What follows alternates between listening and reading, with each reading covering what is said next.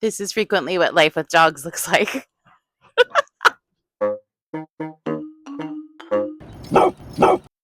Hello, my name is Beth, and I live in Hawaii with my 5 rescue animals, 2 of which are these little rascals right here, Poppy and Puck.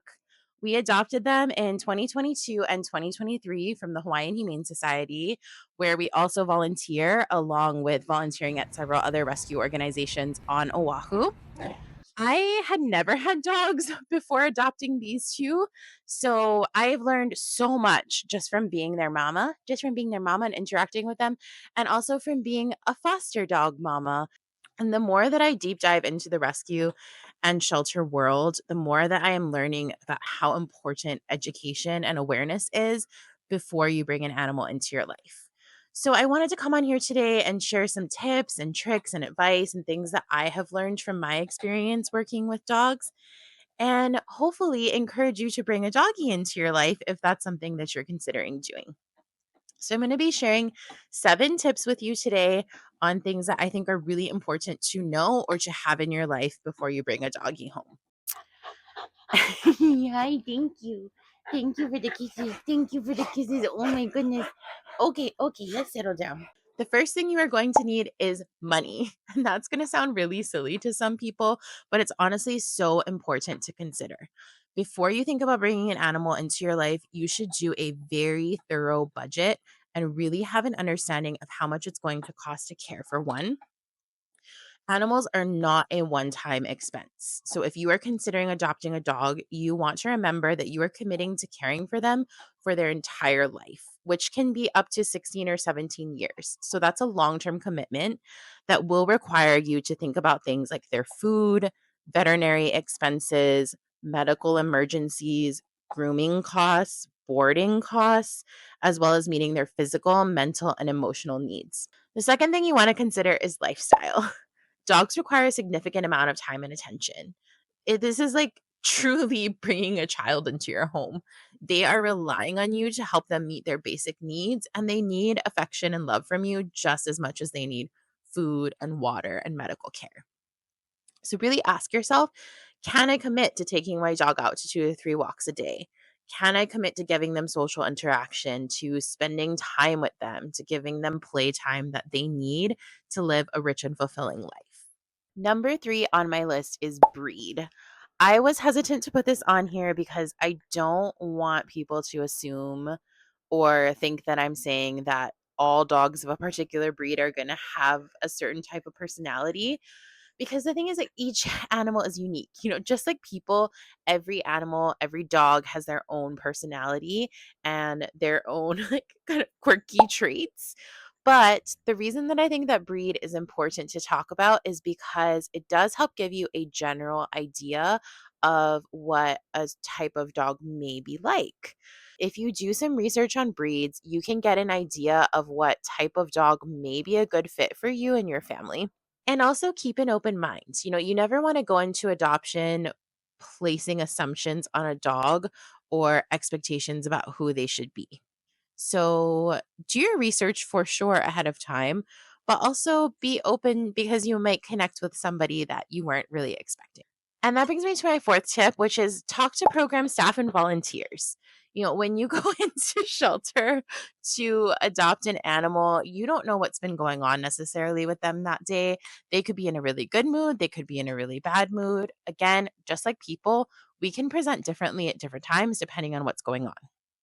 So, why it's good to talk to people that work in the program is that they have often had a more long term experience with an animal and probably experienced them in multiple contexts and scenarios.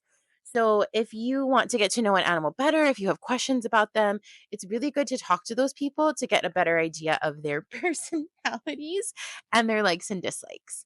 And you can share with them what your hopes and dreams are for an animal, and they maybe have suggestions for you on who might be a good fit for your family. For tip number 5, I grouped together several things of what I call basic needs. So these are items that I think are really necessary for you to have when you're bringing a dog into your home. The first set of items that I'm going to talk about is grooming. So we have a whole little bin of grooming tools and supplies that we use for our animals. And I just want to highlight a couple. I just want to highlight a couple of the ones that really stand out. The first is grooming brushes. We have several different brushes for their undercoats and top coats. We have dog shampoos, and we have a regular shampoo as well as a waterless shampoo. Toothbrushes and toothpaste. We find that the toothbrushes that go onto your finger are much easier to use with our dogs, so I recommend getting those if you can. Nail clippers and styptic powder. I also recommend that you keep some treats on hand if you have a doggy that's not too excited about getting their nails clipped. And moisturizer for paw pads. We use these supplies with our animals once a week, and we also take them to a professional groomer once a month to do a deeper clean of their nails, teeth, and fur. The second item that you will need is a collar with an identification tag. It's really important that you have a way for your dog to get returned to you if they are lost or out of your care. There are dog tag machines at several pet stores where you can have these made in within a couple of minutes. And there are also lots of small businesses on Etsy or other websites that will custom make tags for you. The next item you will need is a harness. We prefer harnesses that go over our dog's chests versus ones that go around their legs because if they pull it all on the leash, especially if they're playing, this can be really bad for their joints if it's pulling on their legs or their arms. The next item is a leash. We also have several different leashes that we use for our dogs. We have this short 4-foot leash that we use when we are doing training. It's a bit sturdier. There isn't any bounce or give to it. And this is what we use when we are doing leash training or when we're trying to teach commands when we're out in the world. The second type of leash that we have is a bungee leash. We like these when we're going to the park or when we're going hiking because it gives them a little bit more freedom to move and it's less intense on their bodies if they're like jumping and bouncing around.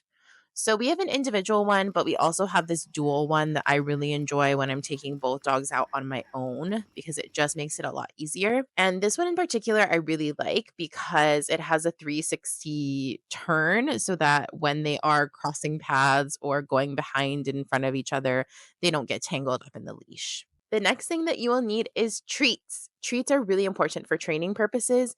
You absolutely will need to train your dog. And it's also just a good way to bond with your animal. So, I'm not going to necessarily recommend any particular treats today. I think that everyone should do their own research and get to know the dog that you have before you start giving them a treat. But I will show you the different kinds that we have on hand currently that we are using with our animals. This falls into the treat category, and it's not necessarily something that you have to have, but I've really enjoyed using it with our dogs and they love them, and that is a lick mat or a lick bowl. And the way that these are used is you essentially wipe a treat onto it. So something like peanut butter, applesauce, pumpkin puree, plain yogurt, and they have suctions on the bottom and you just kind of suction it to the floor. We like to pop ours in the freezer because this is a nice cooling treat on a hot day, but it also makes it last a little bit longer. And you just place it on the ground and let your dog lick and eat it up. It's a really good enrichment activity for them. And again, another way to bond and just give them something yummy and different to eat. You will also need bowls for food. We use these two bowls, and I like these a lot because they're very heavy. So they're hard for them to move. And this matters more with Puck because he gets so excited around mealtime that he will push the bowl around and then he has a hard time eating. So this one is really heavy and sturdy. It stays low to the ground, it's nice and flat. We also have one big water bowl that they both share that we keep filled throughout the day. It is really important that you thoroughly wash your food and water bowls with hot water and soap every single day to prevent any type of bacteria forming in the bowls because this can make your dogs really sick. The next item is dog beds. We have found that it's really beneficial for our dogs to have a space that is specifically theirs. So we have a couple of different dog beds around our home. There are many options on the market available in different sizes, textures, and materials. But one tip that I want to give you is utilizing crib sheets. I got this idea from Tasha Leland, and it is honestly genius because Dogs, they're going to have accidents. They're going to get messy. Sometimes our dogs get so excited to see us that they accidentally pee. So having a crib sheet on the dog bed is so easy because you can just pull it off and throw it in the washer, and it's a much quicker clean than having to scrub and dry out the bed itself. The final item is toys and bones. Toys are really important for your dog's mental and emotional health and enrichment. We have a toy collection in our home that we built up over time after observing and learning our dog's personalities, how they like to play, and what they enjoy playing with. Bones are really important for their teeth and for their natural instincts. So, we again have several bones that we keep around the house, and our dogs have free access to their toys and bones at all times. So, even when we're not home, they still have the ability to go and pull a toy out and play on their own. My number 6 tip for you is decompression space. Bringing a new animal into your home is a really stressful experience for them, particularly if they're a rescue who has been through abuse or abandonment. It can take an animal up to 3 months, sometimes even longer, to feel completely safe and secure in a new home and for their personality to truly come out. So, making sure that they have a space where they can be alone, even if that means that it's away from you if they need it, is really important. This can come in multiple forms. It can be having a physical separation, like a baby gate or a kennel. It can also come in the form of you giving your animal space when they need it. So if they're giving you cues or signs that they want to be on their own, maybe they go into a separate room and lie down on their bed, then that's kind of your cue to maybe not go over there and give them a whole lot of physical touch or stimulation because they may not want that in that moment. Reset a little bit for lighting changes. Number 7 is probably the most important, and that is time and patience. It will never be always sunshine and rainbows with any animal. You are going to have struggles. There will be accidents in the house, there will be frustration. There will also be so much love and joy and playfulness, and it is 100% worth any struggles that you may encounter. So keep an open mind and an open heart and just be patient with your new dog. Hopefully, this provided you with some helpful information today and maybe encouraged you to bring a dog into your home.